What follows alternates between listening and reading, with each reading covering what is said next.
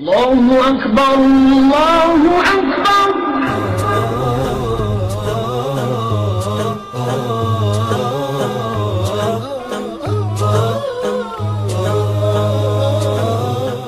Mesdames et messieurs, chers abonnés de L2A Télévision, c'est un plaisir pour nous de vous retrouver pour cet entretien spécial avec El Hadj Ousmane Idrissou, imam de la mosquée Dar es Salam de Zongo. Le carême pour le musulman, le carême dans l'islam, c'est une période de consécration. Qu'est-ce que le carême? Quels sont les concepts qui se cachent derrière le carême? Comment observer le carême dans différentes circonstances?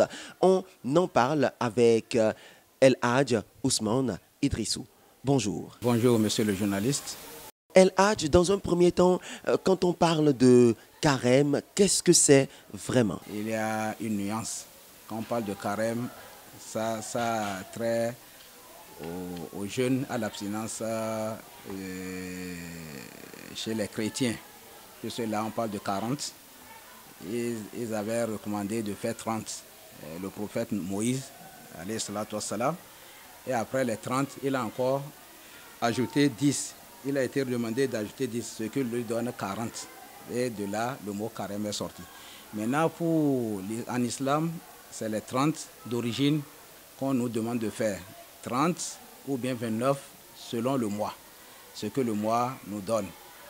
Et le jeûne, en général, c'est l'abstinence.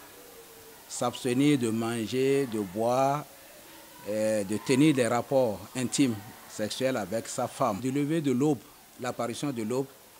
Donc c'est de là que vous observez cette abstinence de manger, de boire, de tenir des rapports intimes jusqu'au coucher du soleil.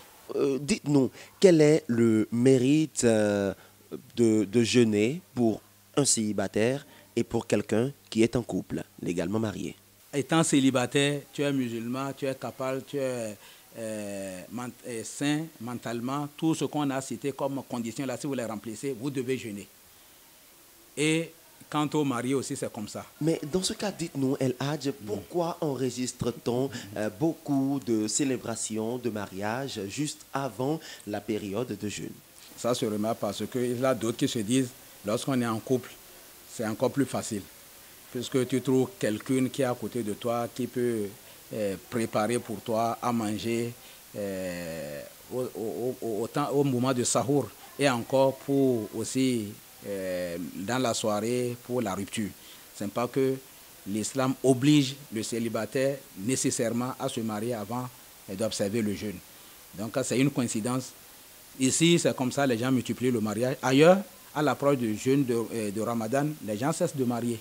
Dans un couple mixte, par exemple, je suppose que le mari est musulman, la femme est chrétienne. Comment est-ce que le jeûne peut s'observer dans ce cas de figure? Le mari, il jeûne, puisque c'est le Coran même qui a autorisé que le musulman peut épouser une chrétienne ou bien une juive. Mais là, il faut noter que le mariage doit être célébré, parce que c'est une autorisation. Le mariage se célèbre comme cela se doit, tu donnes la dot, et on vous célèbre le mariage pour qu'on sache que c'est telle qui est la femme de telle. Mais que ça ne soit pas dans le concubinage, ainsi de suite. Non. C'est ça que l'islam refuse. Donc, si on comprend bien, le repas du sahour peut être préparé à un homme musulman, légalement marié avec une femme, mais qui est chrétienne. Oui, il n'y a aucun problème. Ils vivent ensemble et sous son toit, elle et sa femme, il n'y a aucun problème là.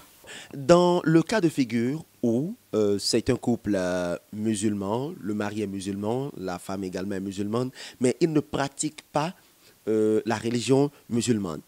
Est-ce qu'ils peuvent observer le jeûne ou comment est-ce que ça se passe? Éclairez-nous un peu sur ça. Là, je vois cela complaisant. Lorsque on vous appelle Mohamed, on vous appelle Idriss, on vous appelle Haroun, et que vous ne pratiquez pas, vous n'observez pas les 5 prières quotidiennes, seulement vous êtes musulman de nom. Hein. Vous êtes déjà vu éjecté même du cadre, du milieu de l'islam. L'homme pratique, il prie, mais pour la femme, ce n'est pas le cas. Est-ce que la femme peut préparer pour son mari dans cette période de jeûne? On ne peut pas comprendre que le mari, lui, pratique et laisser la femme à sa passion, suivre sa passion.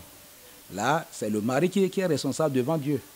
Donc, si il doit fournir d'efforts, ne pas laisser avec sagesse, avec douceur, et tu voyez que ça amène la femme aussi à prendre le pas. C'est ça que nous devons faire. Voilà, chers abonnés de L2A Télévision, on espère que vous avez très bien compris les différentes conditions dans lesquelles le jeune musulman doit s'observer. Merci à El Hadj Ousmane Idrissou. Est-ce que vous avez un mot de la fin ou un mot aux fidèles internautes, aux fidèles musulmans également? Nous prions Allah subhanahu wa ta'ala de bénir le Bénin entier, de bénir toute l'Afrique, de bénir tout le monde entier et de bénir aussi votre télévision et les personnels, de bénir tous ceux-là qui vont observer le jeûne du mois de Ramadan, qui remplissent les conditions. Et ceux-là qui ne le remplissent pas, qui sont dans les situations difficiles. Il y a d'autres qui sont dans les hôpitaux quand là les guérissent, d'autres qui sont dans les prisons quand là les libèrent, d'autres qui sont dans des moments critiques quand là leur soulage et quand là fasse que nous grandissons spirituellement, nous grandissons physiquement, nous grandissons aussi financièrement. Ce fut un plaisir pour nous d'avoir été en votre compagnie durant cet entretien spécial. N'oubliez surtout pas de vous abonner à L2A Télévision et surtout d'activer la cloche de notification. Cette vidéo vous a-t-elle intéressé? N'hésitez pas à la liker et également à la partager.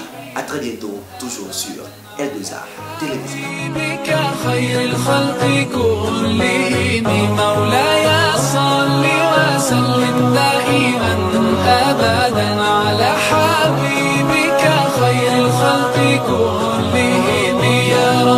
صل عليه يا ربي صل عليه